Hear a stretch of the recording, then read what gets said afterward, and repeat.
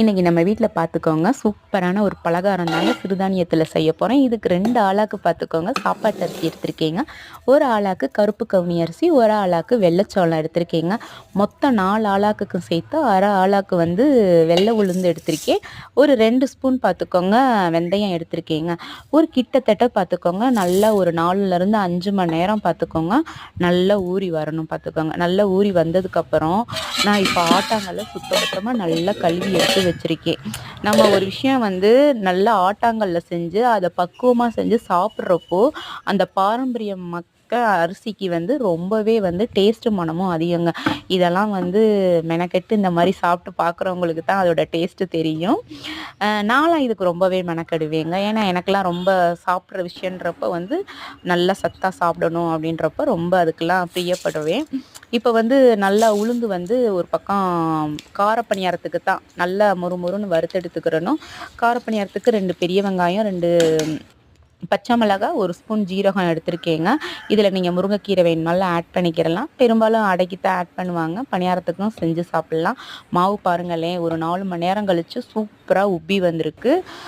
இந்த மாதிரி சிறுதானியங்கள் வந்து நிறையா பேர் வீட்டில் வந்து சாப்பாடாக எடுத்துக்கிறப்போ வந்து சின்ன குழந்தைங்க வந்து சாப்பிட மாட்டாங்க, ரொம்பவே மக்கர் பண்ணுவாங்க. அப்படி மக்கர் பண்ணுற குழந்தைங்களுக்கு இந்த மாதிரி சிறுதானியங்களை வந்து நம்ம அரைச்சி வச்சுக்கிட்டோம்னா அதில் வந்து பணியாரம்னு சொல்ல வந்துட்டேன்.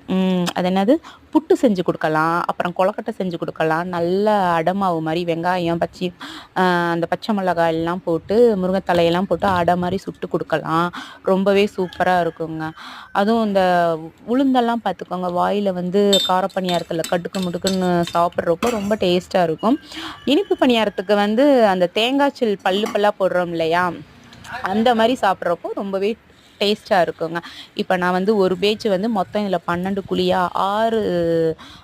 6 குழி வந்து காரப்பணியாரமும் 6 குழி வந்து இனிப்பு பணியாரம் தாங்க ஊற்றிருக்கேன். ஏன்னா எல்லாமே மொத்தமாக ஊற்றிட்டோன்னு நினச்சிக்கோங்களேன், அது வந்து பிளேட்லேயோ ஒரு பாக்ஸ்லேயோ எடுத்து வைக்கிறப்போ எது காரப்பணியாரம் எது இனிப்பு பணியாரம்னு சொல்லி கண்டுபிடிக்க முடியாது. ஆனால் நான் கண்டுபிடிச்சிருவேன். இனிப்பு பணியாரம் வந்து பார்த்துக்கோங்க கொஞ்சம் சாஃப்டாக கம்மியாக இருக்கும். பார்த்துக்கோங்க நல்லா சன்னமாக இருக்கும். ஏன்னா அதில் ஸ்வீட்னஸ் கலந்துருக்கிறனால கொஞ்சம் வந்து கம்மியாக இருக்கும். காரப்பணியாரம் வந்து அப்படி கிடையாது. ஏன்னா அதில் வந்து நம்ம நிறையா வந்து வெங்காயம், பச்சை மிளகா, கடவுளுந்தம்பருப்பு இந்த மாதிரி சேர்த்துருக்கிறனால நல்ல திக்னஸ்ஸாக இருக்கும். பார்த்துக்கோங்க நீர்த்து போகாமல் இருக்கும் மாவு. அப்படி நீர்த்து போகாமல் இருக்கிறப்போ நல்ல உருண்டையாக இருக்கும். ஸோ 2க்கு டிஃப்ரெண்ட் கண்டுபிடிச்சிக்கலாம். நான் இப்போ 2மே சுட்டு எடுத்துகிட்டு தேங்காய் சட்னியை வச்சு தாங்க அருமையாக சாப்பிட்டு முடித்தோம். மாமாவுக்கு இந்த இது ரொம்பவே பிடிச்சிருந்துச்சு. ஸோ நான் எடுத்துக்கிறேன் எங்கள் வீட்டில். உங்கள் வீட்டில் நீங்கள் எப்படிங்க? சீக்கிரம்